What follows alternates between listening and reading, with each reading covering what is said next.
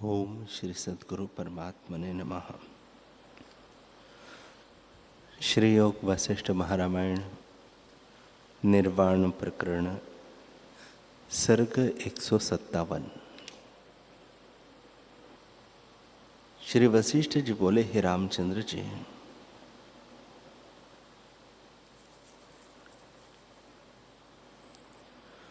मैंने बहुत प्रकार के स्थान देखे हैं जिनमें रोग और औषध भी नाना प्रकार के कहे हैं, परंतु इच्छा रूपी छुरी के घाव की औषध कोई नहीं देख पड़ी।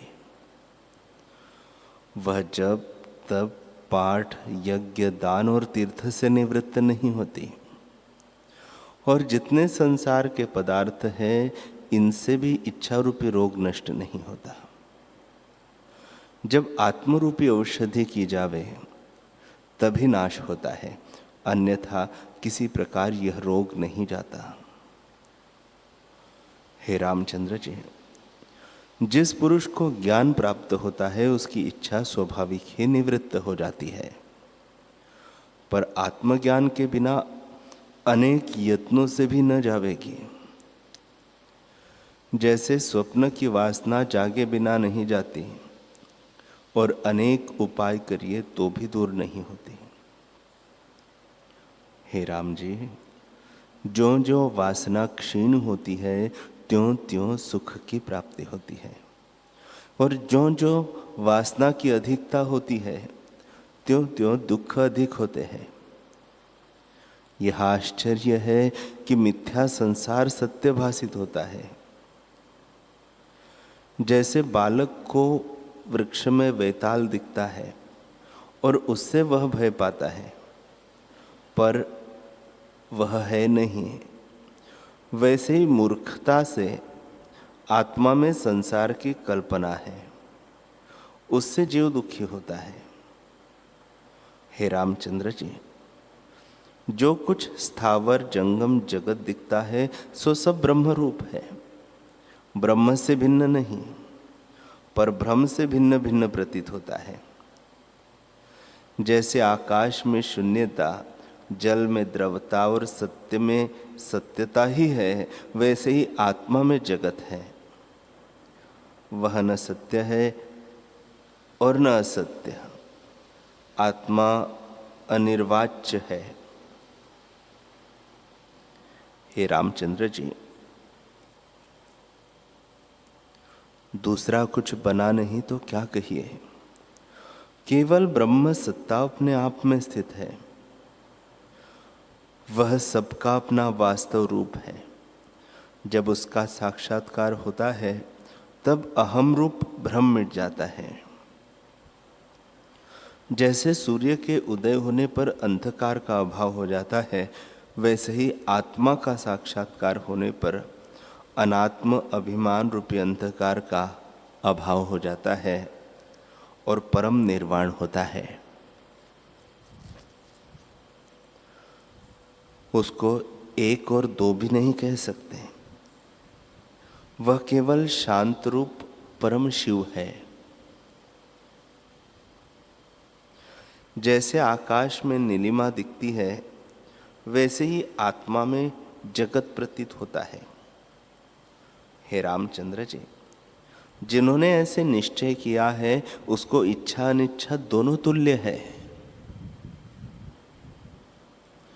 तो भी मेरा यह निश्चय है कि इच्छा के त्याग में सुख है। जिसकी इच्छा दिन दिन घटती जाए और आत्मा की ओर आवे, उसको ज्ञानवान मोक्ष भागी कहते हैं, क्योंकि संसार भ्रम से सिद्ध है और अपनी ही कल्पना जगत रूप होकर दिखती है। विचार करने से कुछ नहीं निकलता।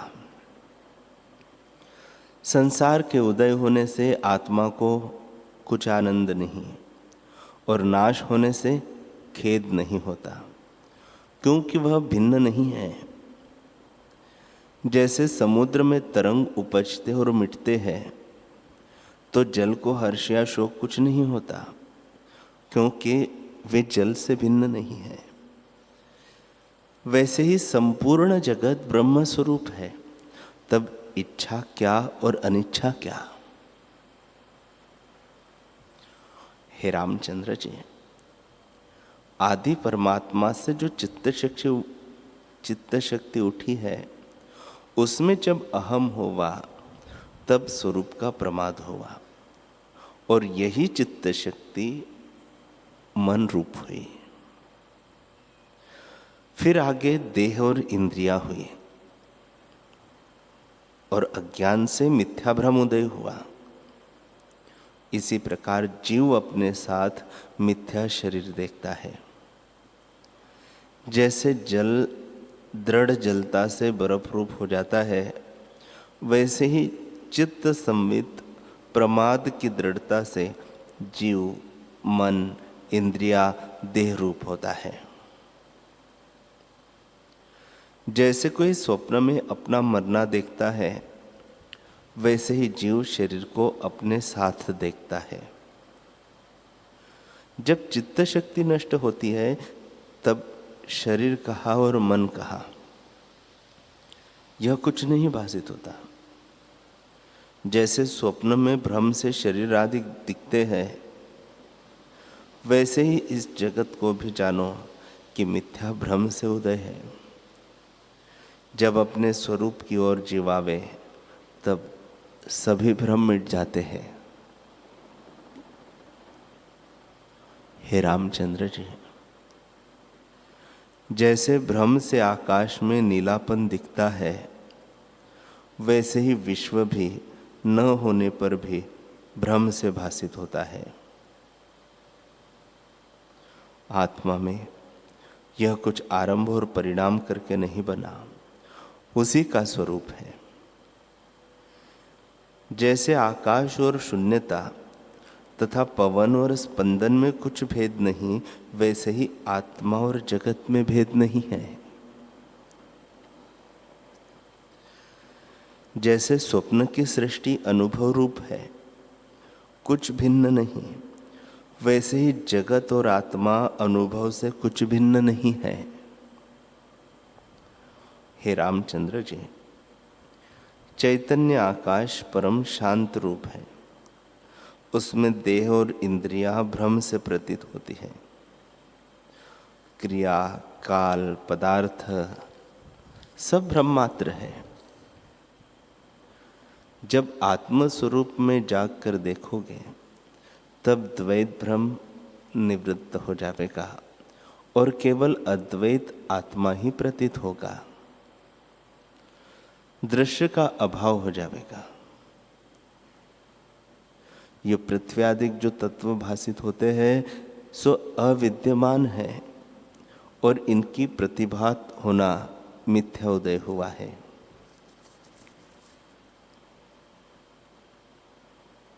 जैसे स्वप्न में न होने पर भी पृथ्वी आदि तत्व प्रतीत होते हैं, परंतु है नहीं, वैसे ही आत्मा में यह जगत भासित होता है। हे रामचंद्र जी, पृथ्वी, दीवार, कीट, पर्वत आदि प्रपंच आकाश रूप है। तब ग्रहण या त्याग किसका हो? आकाश रूपी दीवार पर संकल्प ने चित्त रचे हैं और रंग चेतना का चढ़ा है। इससे विश्व संकल्प मात्र है। जैसा जैसा निश्चय होता है, वैसे ही वैसे सृष्टि प्रतीत होती है। यदि कुछ बना होता तो और का और न प्रतीत होता।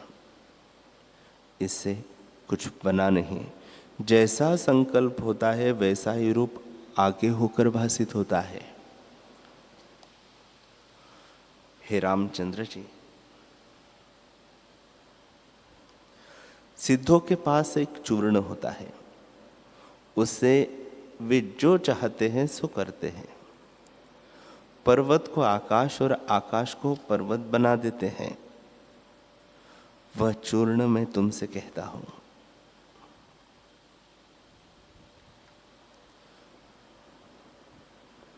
जब चित्त रूपी सिद्ध संकल्प रूपी चूर्ण से फुरता है, तब आत्मा रूपी आकाश में पर्वत हो भासित होते हैं।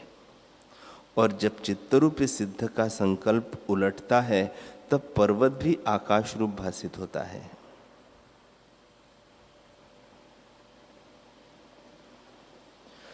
जैसे स्वप्न में संकल्प उठता है तब अनुभव में पर्वत आदि पदार्थ भासित होते हैं, और जब संकल्प से जागता है तब स्वप्न के पर्वत आकाश रूप हो जाते हैं।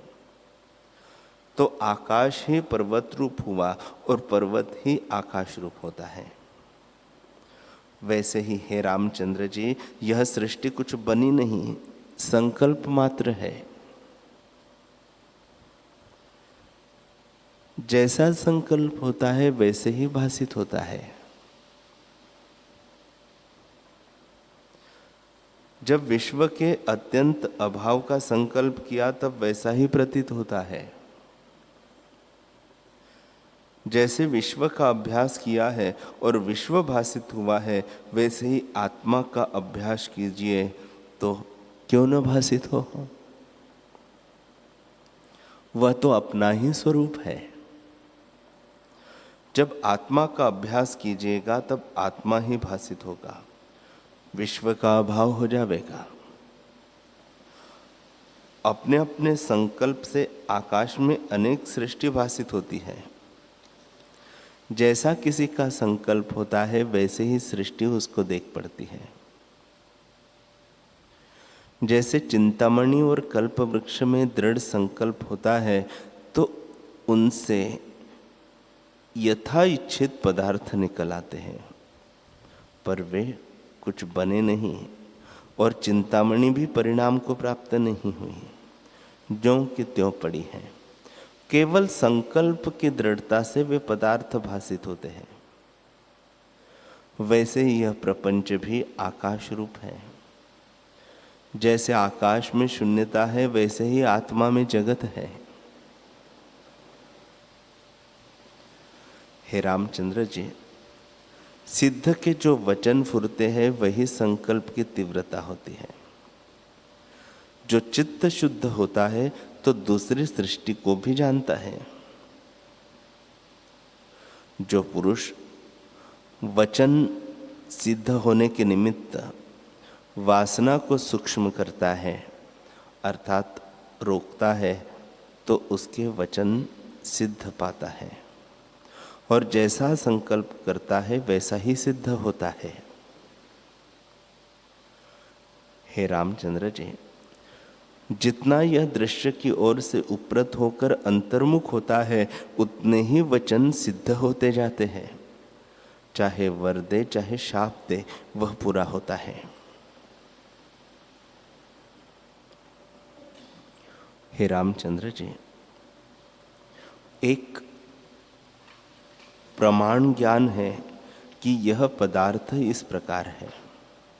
उसका जो नाम रूप है वह सब आकाश रूप ब्रह्मात्र है, आत्मा में और कुछ नहीं। आत्म रूपी समुद्र में जगत रूपी तरंग उठते हैं, वे आत्म रूप ही है।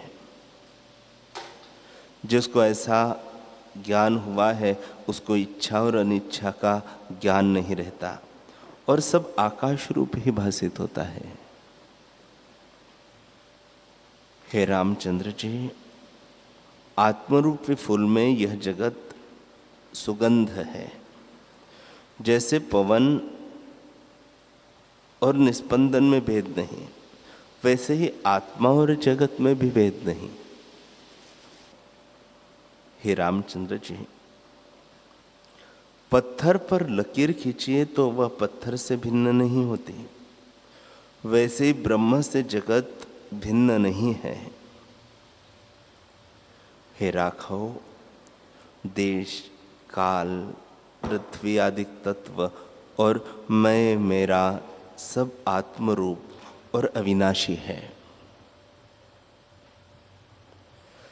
जिनको ऐसे निश्चय हुआ है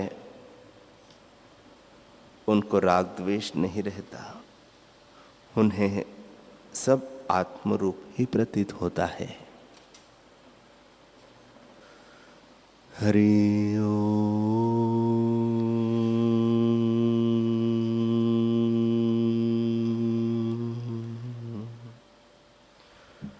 हरि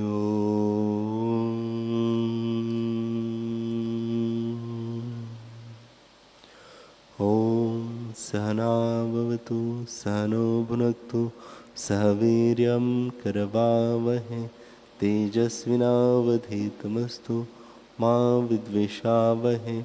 ओम शांति शांति शांति। श्री सद्गुरुदेव भगवान की जय।